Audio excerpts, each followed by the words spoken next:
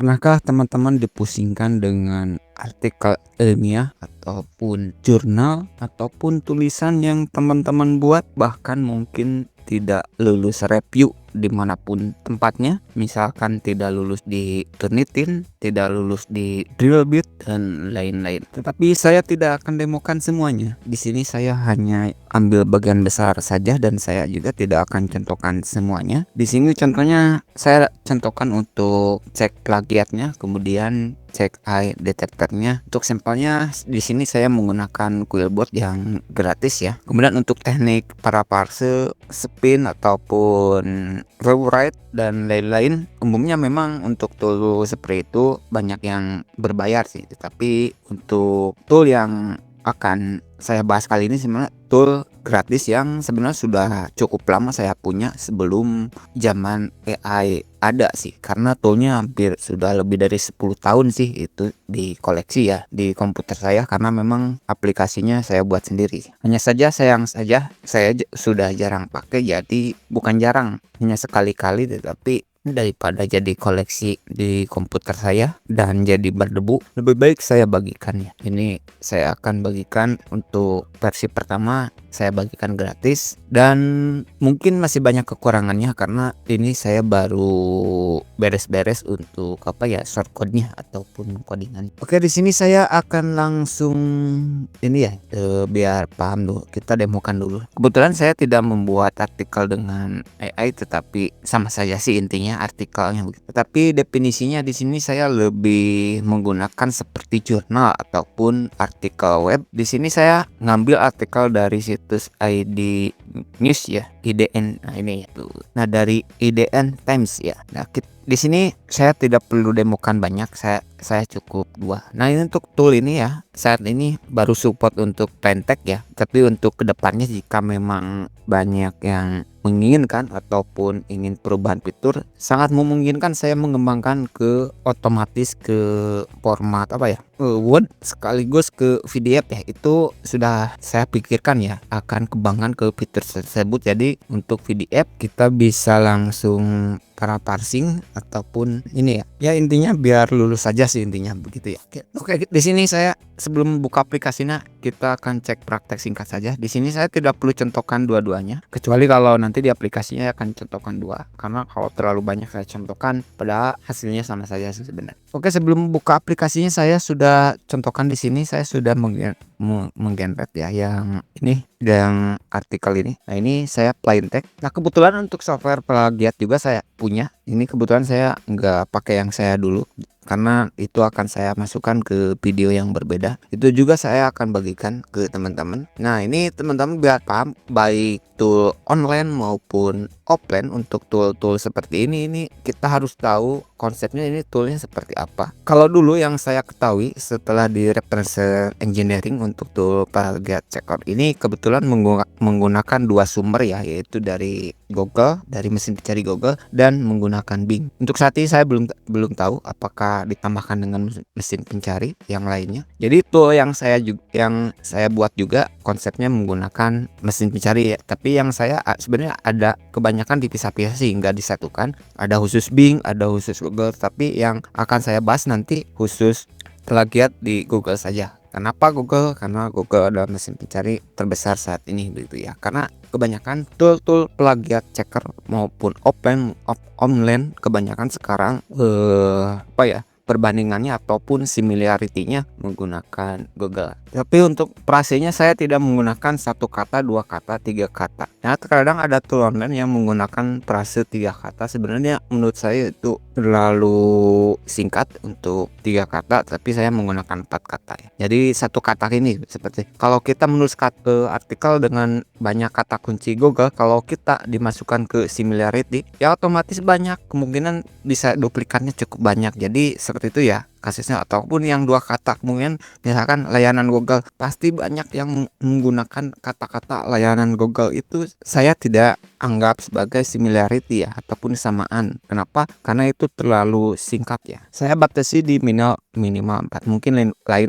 nanti di video di toolnya saya akan bahas. Kita fokus ke Preparase dan AI detector saja ya. Oke, di sini contohnya di Quillbot ya, di Quillbot ini humannya terdeteksi 14 dan ini terdeteksi AI. Kita ambil contoh yang ini satu lagi. Ini judulnya kalau kita ini ya, kita buka. Ini sumbernya ya. Nah, ini Google secara resmi telah menghadirkan fitur Depser ya. Oke, ini sumbernya.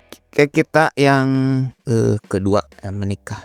Menikah ini artikel menikah ya. Oke, human. Ini humannya. Kita cek plagiatnya. Kita nih resep lagi cek, harusnya masih sama dari ini. Iya benar, harusnya 100% sih, nggak mungkin ke 100% karena ini kita cek dulu ya originalnya 97 ya, anggap 100% ya. Oke, ini hasilnya dan ini sumbernya kita buka. Oke, ini ya. Oke, sekarang kita buka tool andalannya. Nah, ini untuk toolnya teman-teman tinggal cek di deskripsi kalau toolnya sudah saya ini ya. Nah, ini permasalahannya ini karena tidak menggunakan API, ini masih offline. Untuk database-nya yang akan saya bagikan masih terbatas ya, tetapi untuk demo saya menggunakan database yang ada koneksi ke API-nya. Oke, biar apa ya?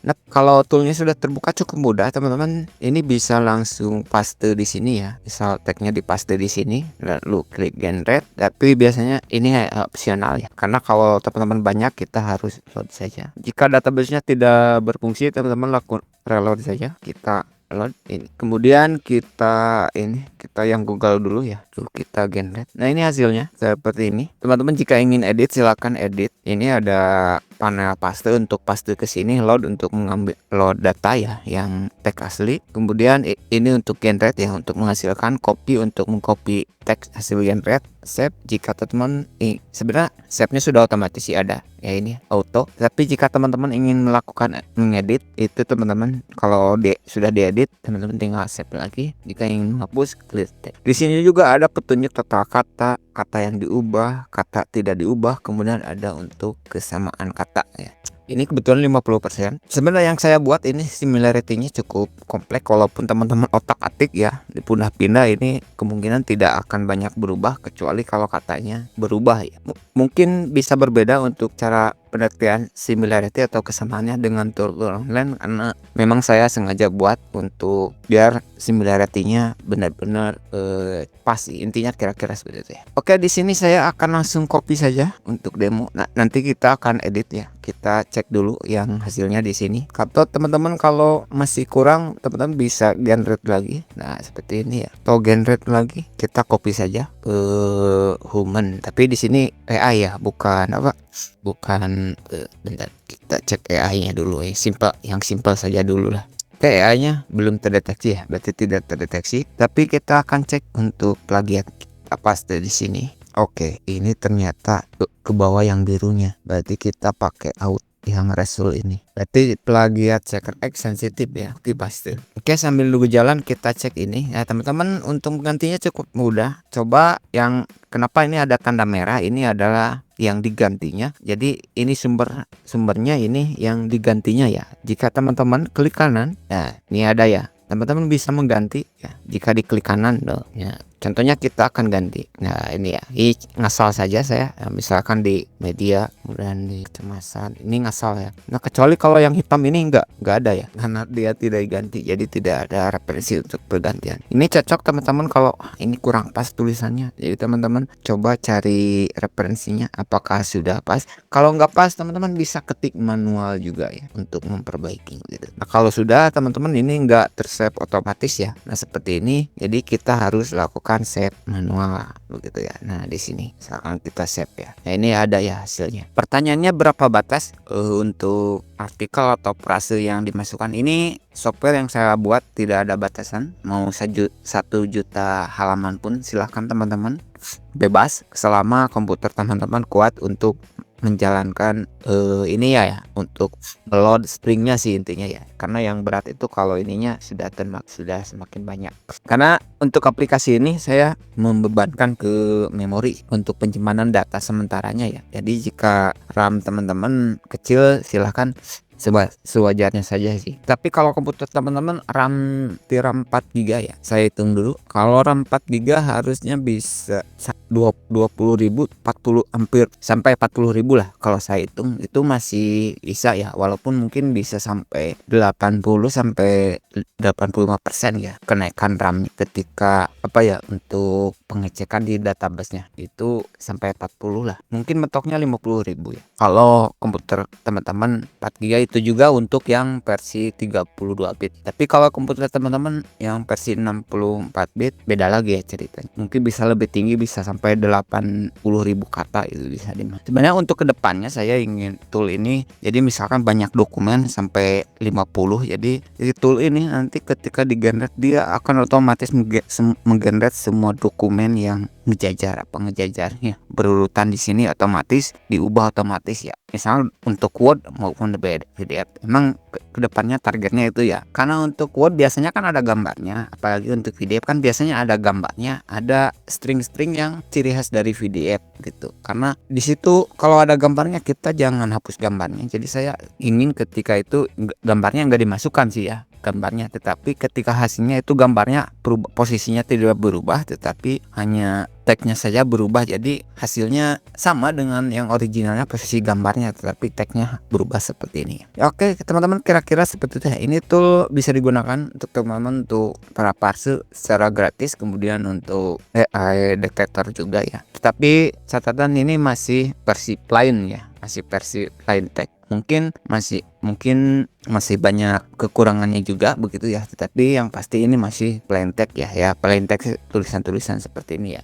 Jadi kalau tulisan teman-teman dari PDF atau ada gambarnya mungkin akan dikonversi untuk stringnya ya ke ASCII. Oke, untuk plagiatnya di sini ada 8% masih kedeteksi. Oke, tidak masalah. Nah ini ya. Nah ini yang kalau terdeteksi seperti ini cukup lah teman-teman, tinggal edit yang terdeteksinya. Kira-kira seperti itu ya. Oke, kekurangan dari aplikasi ini apa ya? Intinya masih banyak kekurangan. Misalkan dari database-nya, karena database yang biasa digunakan bukan ini. Jadi saya ini yang versi database universal dulu yang saya demokan, karena ada perubahan shortcode ya untuk tool yang saya bagikan begitu kira-kira. Oke teman-teman, itu dulu untuk video kali ini. Semoga bermanfaat. Untuk toolnya cek di deskripsi dan terima kasih.